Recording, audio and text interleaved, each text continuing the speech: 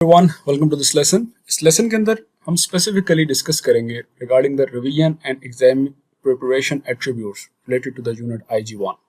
अभी जो आपने कंप्लीट निबोश IGC यूनिट 1 की कंप्लीशन की है, and I believe you would have gone through all of our elements कि IG1 के अंदर किन एलिमेंट्स को हमने डिस्कस किया। आपने मॉक एग्जामिनेशन अटेम्प्ट की और मॉक एग्जामिनेशन के बाद आपने सारे क्विजेज अटेम्प्ट किए। Now, before proceeding to the final element of comprehensive evaluation, एक comprehensive evaluation इस lecture के बाद आप करेंगे, जिसके अंदर complete different scenarios आपके सामने present किए जाएंगे, and you have to download that particular file like the earlier ones, and then you will be uploading the file so that our concerned trainer will go through it and then will pass or reject your assignment. So please look at this particular video with a good care, क्योंकि इसके अंदर हम briefly discuss करेंगे कि आपने IG1 के revision और exam protocols के बारे में क्या इंपॉर्टेंट एलिमेंट्स कंसिडरेशन में रखने हैं। So with respect to the IG1 exam, you can access your material, the exam is not invigilatory. So this is a important point.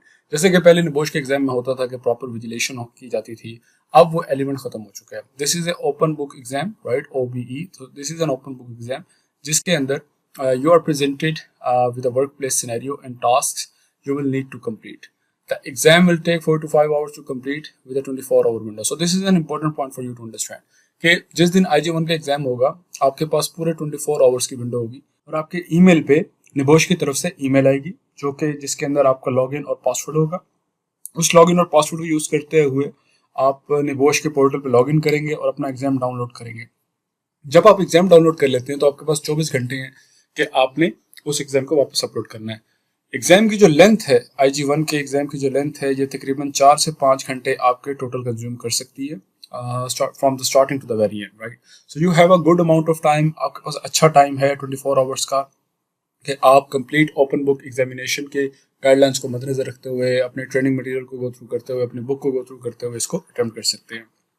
Moving over, जो minimum passing marks हैं that is 45 और below 45 पे referral होगा। Referral से क्या मुराद है, आपको receipt करना पड़ेगा, आप पास नहीं हुए। और जो रीसीट है that could be with in 5 years of passing the IG2 practical assessment. So this is very important कि अगर आपका IG1 एग्जाम के अंदर 45 मार्क्स से, for example when we talk about the total passing marks percentage, अगर आपकी एक 45 की बार से कम पॉइंट्स आ रहे हैं तो आपको रीसेट करना पड़ेगा। आपको आपकी जो क्लासिफिकेशन होगी वो रेफरल कैटेगरी में चली जाएगी and you will have to reset within 5 years के सब्जेक्टिव टू कि आप IG2 की प्रैक्टिकल असेसमेंट को सक्सेसफुली कंप्लीट कर लेंगे। जैसे कि हमने मेंशन किया कि इस निबोश के अंदर 2 आपकी असेसमेंट हैं, IG1 की, राइट, और IG2 की। तो IG1 की असेसमेंट का क्राइटेरिया 24 आवर्स विंडो का है, जिसके अंदर 4 से 5 घंटे आपकी मिनिमम कंज्यूम होंगे इन terms of like clarifying the complete IG1 exam, content को, अपने आंसर्स को लिखना, उसकी रिसर्च कंप्लीट करना। और IG2 जो है वो प्रैक्टिकल असेसमेंट होगी, जिसको हम आगे चल के IG2 के सेक्शन में देखेंगे। But for now this is important for you to understand कि आपका IG1 का एग्जाम किस तरीके से होगा।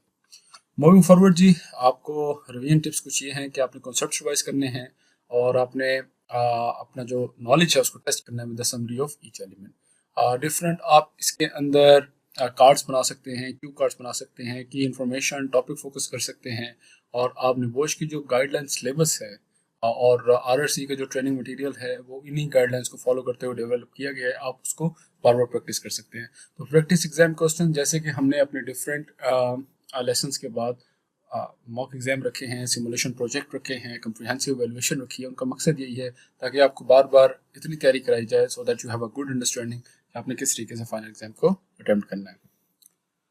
ओके, मूविंग फॉरवर्ड जी, माइंड मैप्स और spider diagrams, record yourself reading की notes, complete the mock exam. So जितने ज़्यादा मॉक एग्जाम की प्रैक्टिस का एलिमेंट अपनी ट्रेनिंग के अंदर लेकर आएंगे, उतनी ज़्यादा आसानी होगी आपके लिए in terms of cracking the final examination. So जिस दिन आपका एग्जाम हो जी, आप कंफर्टेबल माहौल में हो, लाइटिंग ठीक हो, आपका मटेरियल इजी रीच में हो, make sure people around know you are taking an exam, ताकि आप आराम से विदाउट एनी डिस्टर्बेंस इसको दे सकें। वाटर और स्नैक्स आपके पास होने चाहिए, आपके कंप्यूटर डिवाइस वगैरह चार्जअप होनी चाहिए ताकि आपको किसी भी किस्म का इशू ना हो। So basically what you can do is, कोई भी आइसोलेटेड रूम के अंदर आप अपने घर में आप ये सारे एलिमेंट्स पूरे कर सकते हैं, बिकॉज IG1 के लिए अब वो कंडीशन नहीं है कि आपने किसी डेडिकेटेड सेंटर में जाके एग्जाम देना है, बल्कि आप अपने घर में अपनी पेज पे एग्जाम को कंप्लीट कर सकते हैं।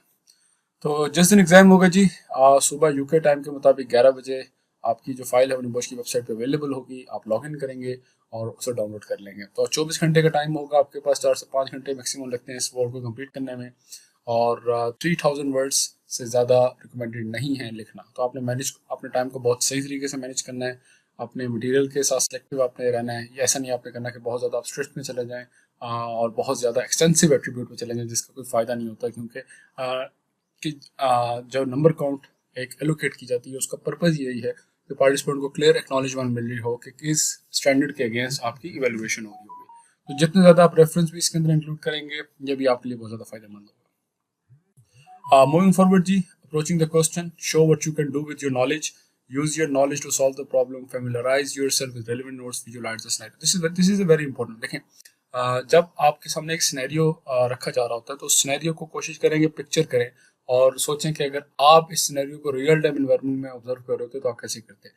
तो इसके अंदर आपकी क्रिएटिव थिंकिंग का एलिमेंट भी बहुत ज़्यादा काम करेगा। You don't have to follow all the point by point और word by word answer in the like RRC books, but आप अपने आंसर को मॉडिफाई कर सकते हैं keeping in account the visualisation of the scenario, ताकि आपका बेस्ट फिट जवाब हो pertinent to the scenario which is being given to you.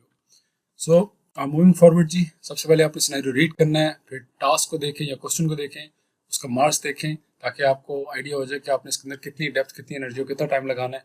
उसके बाद सिनेरियो को दोबारा पढ़ें और टास्क क्वेश्चन को दोबारा पढ़ें, और उसके बाद आप एक कंप्लीट प्लान बनाएं कि how you are going to do the. So this is it जी। इसके अंदर एंड टू एंड हमने डिस्कशन की रिगार्डिंग IG1 के एग्जाम के बारे में। इन समरी जी, IG1 का जो आपका एग्जाम होगा वो आप घर बैठ के दे सकते हैं, और ये 24 आवर की विंडो होगी, और जो कि 4 से 5 घंटे में मैक्सिमम आपका एग्जाम कंप्लीट हो जाता है। जिस दिन भी आपका एग्जाम होगा UK टाइम के मुताबिक 11 बजे आपका एग्जाम आपके लॉगिन पोर्टल के अंदर अवेलेबल होगा। आपको जो ईमेल आएगी वहाँ से आप लॉगिन करके एग्जाम डाउनलोड करेंगे और उसको सॉल्व करने के बाद अपलोड करेंगे। मेक श्योर कि ओपन बुक एग्जाम है तो आप मटेरियल वगैरह से अपनी मदद ले सकते हैं, so you don't have to worry about anything. तो we wish you all the very best with respect to the IG1 revision. अब इस के बाद आपको एक प्रैक्टिकल असेसमेंट दी जाएगी जिसके अंदर एक कम्प्रीहेंसिव इवैल्यूएशन होगी जो कि आपने कंप्लीट करनी है। So please attempt it and let us know in case of any query. Thank you very much.